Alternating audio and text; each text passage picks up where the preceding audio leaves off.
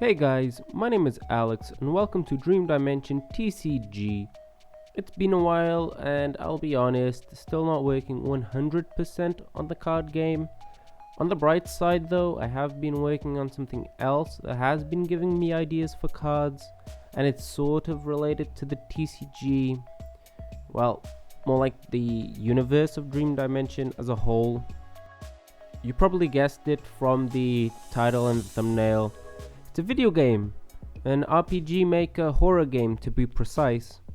I want to make more RPG Maker games in the future. They're really fun, and this one is my first game with the engine. The game is called Once Mine, and you play as a woman named Clara. She had her memory stolen and must get them back.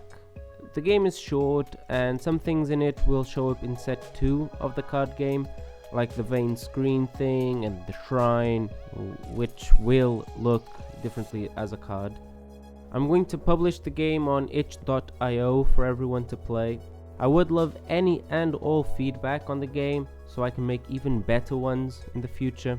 Also, the price is going to be pay what you want, because although I do want to charge money for it, because I did spend over a month, I think anyone should be able to play the game without paying anything.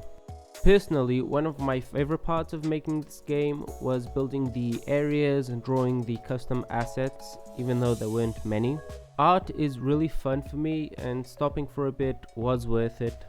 I have been doing personal art every now and then, which you can find on my Twitter, but even then it wasn't a lot. The art I post on there isn't really related to Dream Dimension. It's mostly my OCs and every now and again a bit of game development. I've got a ton of art planned, mostly TCG art, so if you want to keep up to date on that, make sure you follow me on there. But you don't have to, since you won't be missing a lot. Story-wise, when it comes with the game, I still have a lot to learn. I know that the story is rather simple and bare bones, and that is something I want to get better at. I did want to flesh it out a bit without making it needlessly long, but having stuff like notes or diary pages or stuff like that lying around seemed kind of cheap in my opinion, so I ended up not adding anything and leaving the story how it was. I did think of ways of making the environment giving hints and nods to the overall story, and I think I've been able to achieve that in some bits, but the player does have to piece things together though. Of course, it's not Dark Souls level of environment storytelling, so don't expect anything that good. Music and sound effects are things that I just found on the internet, so none of it was made by me. I will leave credit in the game and the itch page when the game does release, so you can check out the creators. If I ever want to make a bigger commercial game though, I will have to either find different artists or make the music myself, which will be most likely the case since learning will allow me to make the music that I want and that I envision. I might even do something with the characters from the game, but the slime monsters will stay exclusive to it, since they're pretty much just a recolor of an enemy of the engine. If you didn't notice already, the game focuses on a more Terror of the Night region with nightmarish places and events. It didn't really start like that, but things changed over time, so yeah. At first it was meant to be a remake slash full version of a game jam game I made with the same name, where you needed to recover memories that were scattered and there was no specific theme or an actual story. Only after sketching and planning the game a bit did I want to turn it into a Dream Dimension related game, even if it's never actually set in the game itself. I've been writing down some ideas for a second game that will be more about the overall world and not so focused on one faction slash region. You would be playing as a dreamer that enters the Dream Dimension for the first time, and you find yourself in the middle of the Dream War, which is a war between the 4 main factions that threatens the balance of the dimension itself. I've got a few things in the works already for this game, like work in progress sprites and a basic system for collecting monsters. The best part of making this other game is that I will be using card art for the fights, so art for the video game is art for the card game as well, so pretty much two birds with one stone. This game is going to be an RPG like Final Fantasy, Pokemon and the like, with a type of creature capture system, so you can make a party with some of your favorite creatures from the card game. I want to make it so your actions have consequences on the world, so if you aid one faction more than another, it does affect how, or it will affect how others act towards you. But I need to work on that. Still an idea. For collecting monsters, the way I have set it up is you have a chance of getting a core of a defeated monster, and using a certain amount of them, you can then create it and it stays in a sort of hub like PC from Pokemon, and you can then add it to your team. You will always have your character in the team, and the max amount of party members is 4, so you can have like you and 3 other monsters fighting with you. Last time I checked, RPG Maker allows you to have a total of 8 party members with 4 fighting at a time. So if that's the case, you have even more options when making the party. An idea I had to connect one's mind to the universe of Dream Dimension was to make Clara appear in this second game to explain where she was exactly and what happened to her afterwards. The way I would go about this would probably through some sort of side or main quest that requires you to help her in some way or something like that. I'll get to that when the time comes though. Before I forget, here are a few sketches for the second set of the TCG. I know there's not much to look at, but tell me what you think about them. These are my personal favorites out of the whole bunch for various reasons.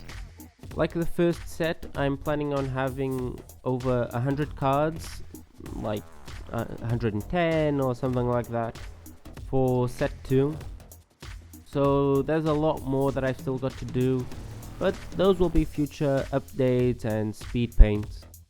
Like how the first set had more Daydreamers and Terror of the Night creatures, this set will have more Lucid ones and Theta and Delta creatures. Also, when I release the second set, I am going to make starter decks so you can have a base deck to build from. For the design of the deck box, it's going to be similar to the set booster packs with 2 drawings of 2 creatures on the front, and in the case of a deck it's going to be 1 guardian and 1 creature in the front, and some sort of vague background that contrasts them. The guardian will be from the second set and the creature from the first, so there's a bit of difference. Since I'm going to make 2 starter decks, the guardian creature mix will be different in each box, so you can know the overall theme and playstyle. The overall theme and playstyle of the deck. But first, I need to make the second set itself and test it against the first one. Only after that will I work on making the decks. I've already started drawing cards for it, and will post the speed paints later as well. I've got Phantom Thief and Wisp of Wills ready to edit and then publish.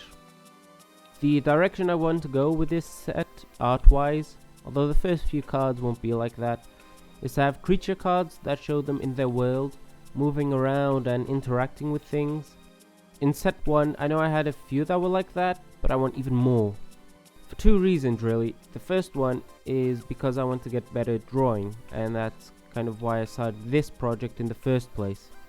And the second reason is to give them more life, like they're actually living in a world and not just floating in some void. Another thing I want to do with some cards is have a drawing that is then cut in half, and each half is a card, so that when you have both cards you have the full drawing. I got this idea from a few other card games, and honestly I really like it. I feel like it also motivates people to get more cards, to see the whole thing. You can bet I will be making videos for these pieces because I really want to show what I'm capable of, and I really want to show the drawings. If you guys want to see some sort of devlog for the Dream Dimension game that I mentioned earlier? Tell me in the comments, since that really didn't cross my mind for the first one, for once mine. I won't have started any real development of the game before this recording slash publishment of the video, so there's a bit of time still to get some feedback. And if I do devlogs, the first few would have placeholder art for tile sets and characters, since those take time and I'm a beginner at pixel art. It's been years since I last did anything in that style. For things like buildings, I have been making very simple 3D models to help me with the spriting, and let me tell you, it is a lifesaver. If I find any more little hacks and shortcuts, I'll be sure to share them with you. Finally, what do you think of me making a Discord server? That way there's a place for the community to talk, for me to share my progress in a single place, whether it be the TCG or anything else related to Dream Dimension. And if I make contests or little small events, it would also be easier to organize with a Discord channel server. I'll admit this is something I've had on my mind for months now, but I never remembered to ask for everyone's feedback on. Partly due to being lazy, and also due to wanting to focus on things that I felt were more important. So with that, I hope you guys enjoyed this video. Like if you have, leave a comment with your opinion, and I'll see you guys in the next video.